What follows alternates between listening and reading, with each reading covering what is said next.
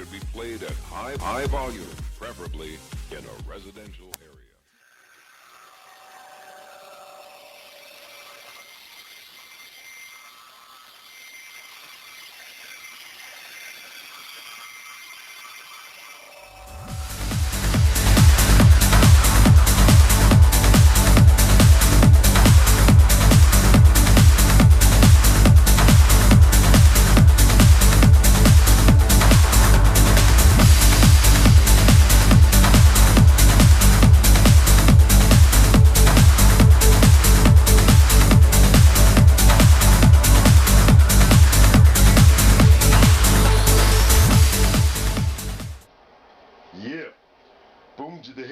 Sports fans out there in the tubosphere, to you, the individuals, part of the collective. Welcome to the OMSR Gen 5.0 with your brief but very concise host, Will, the alternative ESPN Sports Thrill. Doing a little quickie voiceover cover, intro show thing-a-ling-a-majing. So just a voiceover with 4 episodes on a whole. You know where you are based on the title, but it is somewhat limited on YouTube. The MLB side of things, got Donaldson and Trout, and some MLB dads being some major league dummies, in my opinion. Taking your kids to the ball game doesn't mean taking the baby. NFL, really cool stuff there. Odell Beckham doing some waza. And Aaron Rodgers, of course, Odell's out on NFL management's favorite players list. And then, of course, NBA from the playoffs. Chris Paul having his ankles broke? Never thought that would happen. By Seth Curry from the tournament. Great little soccer bit. And of course, all done by only the way ESPN Sports Science can, by Dr. Pro Tam John Brinkus. Also included the sponsor. They paid big bucks for this. Plays from the air. It's a good little bit. Sometimes at the beginning, sometimes in the middle. Give it a chance if you're watching all 4. Hear it out. Good little service. A lot of you may want to take or partake, rather, of its useful info. 21st century creativity and access to knowledge. All right. Thanks for watching. Roll clips.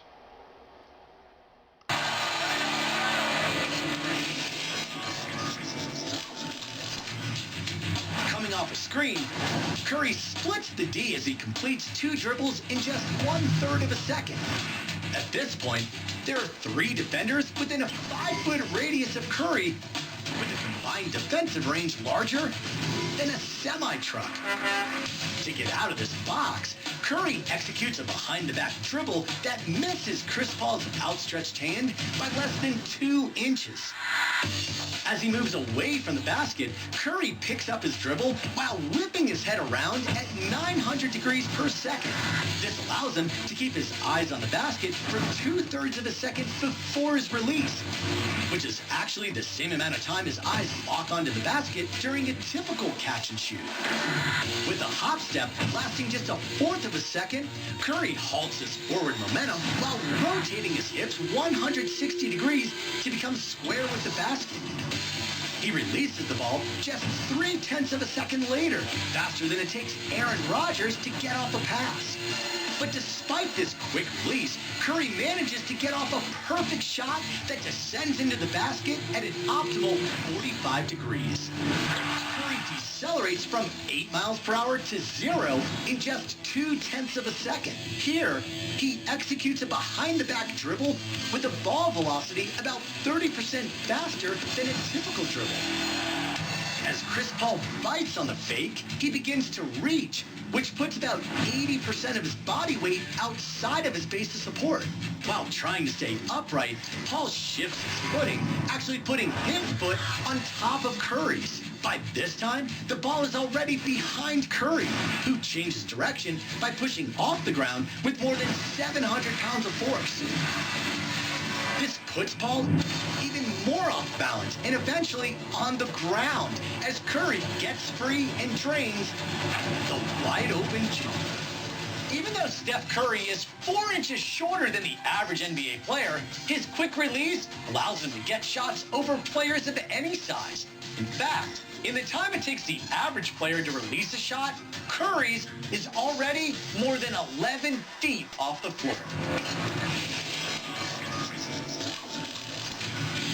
Up next on the ESPN Sports Science Plays of the Year, we'll bring one of this year's best NFL plays to life in the lab to show how OBJ made everyone say, OMG.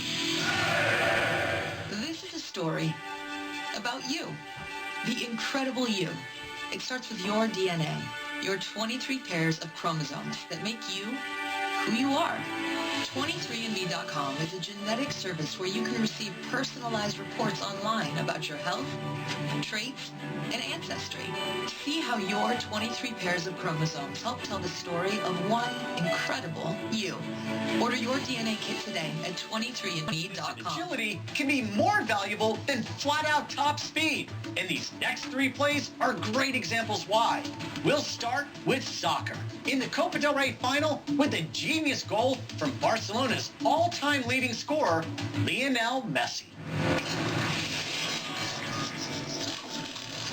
After receiving the ball just past midfield, Messi goes from virtually 0 to 19.5 miles an hour in just 2.7 seconds.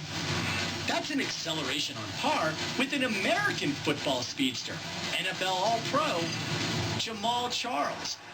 And Messi does it with the ball at his feet. But his three defenders trap him on the sideline, each coming within 6 feet of the ball. Messi begins to decelerate. This allows him to make 3 short controlled touches, effectively beating the Bilbao players in just 1.2 seconds.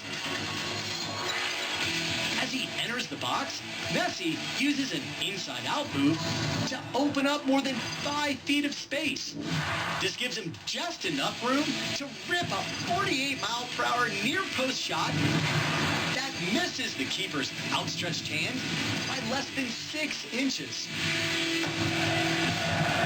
In a span of just over 11 seconds, in a possession that covered nearly 60 yards, the ball was more than 2 feet away from Messi just twice, and for a grand total of less than 2 seconds.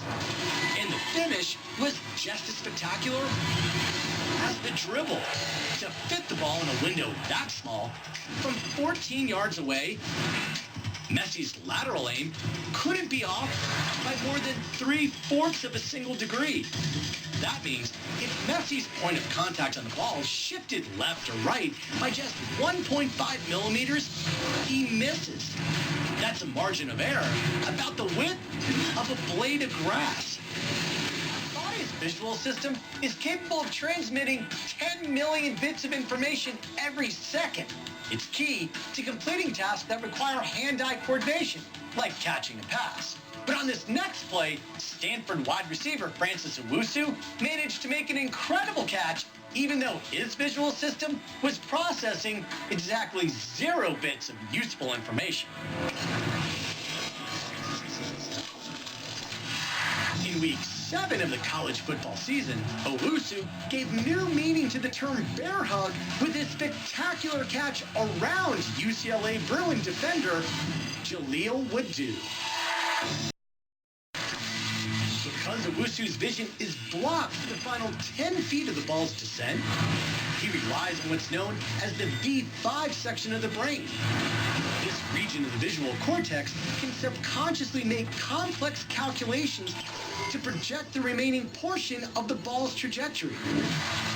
As a result, even while completely blinded, Owusu closes his right hand on the ball in a precise window of opportunity that lasts just 0.02 of a second. That's a window 9 times shorter than it takes for a bear trap to snap shut. And because we can react to physical stimuli about 30% faster than visual stimuli, his left hand responds and secures the ball less than 1/10 of a second later. And with 3 contact points on the ball, Owusu is able to keep it secure as he pulls down the defender and completes the catch. To complete one of the biggest upsets in the NCAA tournament. With his team trailing the third-seeded Baylor Bears in the second round of the tournament, Hunter receives the ball with just 10 seconds on the clock. And as he starts to attack the right wing, Hunter is swarmed by 3 defenders within a 6-foot radius.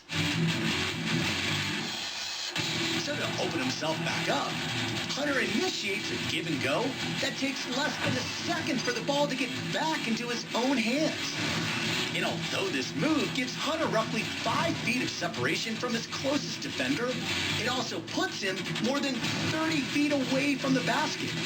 From that distance, Hunter's lateral aim on shot can't be off by more than 65 hundredths of a single degree. That's more than 30% smaller than the margin of error on a three-pointer right at the arc.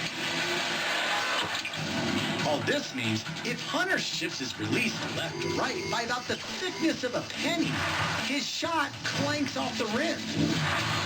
But Hunter's aim is spot on.